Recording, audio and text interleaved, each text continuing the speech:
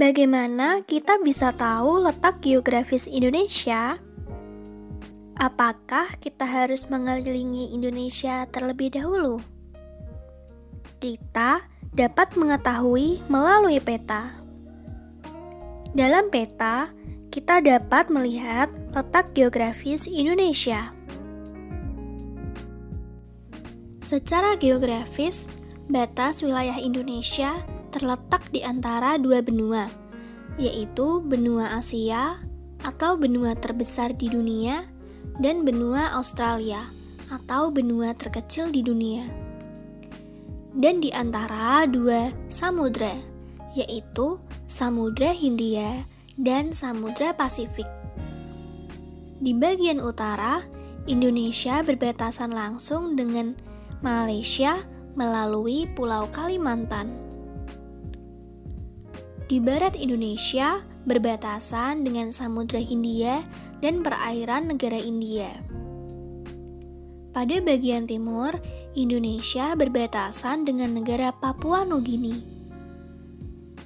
Dan di selatan, Indonesia berbatasan langsung dengan Timor Leste. Pada peta juga lengkap loh. Apa saja sih komponen yang ada dalam peta?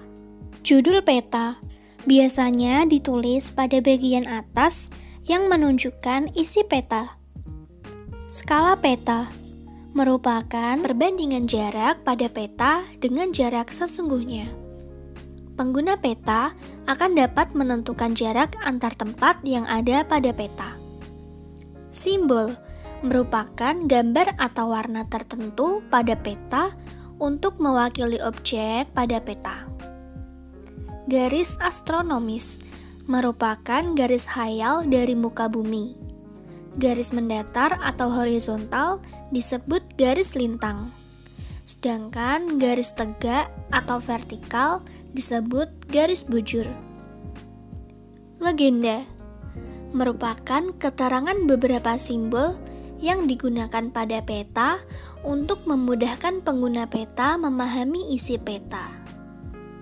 Mata angin merupakan pedoman utama arah mata angin. Mata angin yang mengarah ke atas menunjukkan arah utara. Dapat kita ketahui bahwa Indonesia merupakan negara kepulauan. Terdapat lebih dari 17.000 pulau berukuran besar dan kecil berada di wilayah Indonesia. Beberapa pulau besar di Indonesia antara lain Pulau Jawa, Kalimantan, Sumatera, Sulawesi, dan Papua.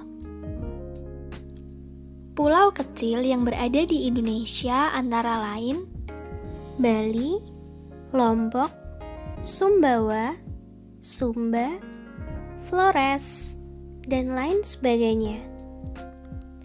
Dari banyaknya pulau yang ada, tentunya terdapat berbagai jenis ekosistem, baik ekosistem darat maupun ekosistem air.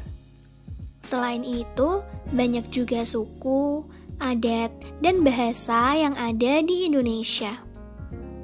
Lalu, bagaimana seluruh penduduk dapat berkomunikasi dengan satu bahasa yang dimengerti, yaitu bahasa Indonesia?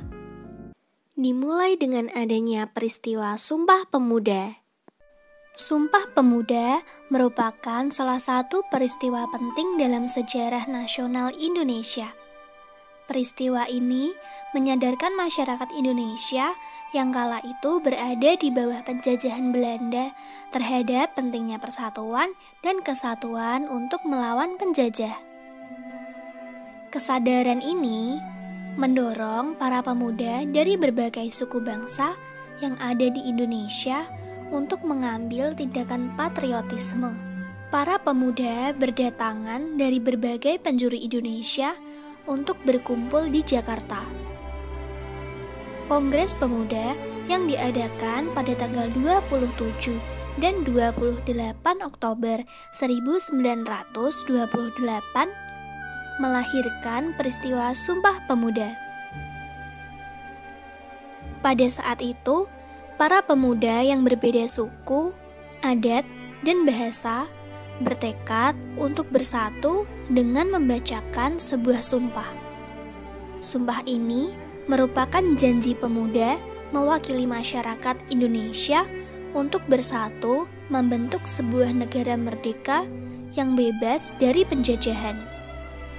Selain mengucapkan ikrar, pada saat itulah pertama kalinya lagu Indonesia Raya diperdengarkan. Lagu yang diciptakan oleh Wage Rudolf Supratman atau W.R. Supratman ini meningkatkan semangat persatuan dan kesatuan bangsa di kalangan pemuda untuk segera membentuk sebuah negara yang merdeka dan berdaulat. Setelah merdeka, lagu Indonesia Raya menjadi lagu kebangsaan Indonesia. Isi sumpah atau naskah Sumpah Pemuda sebagai berikut. Sumpah Pemuda.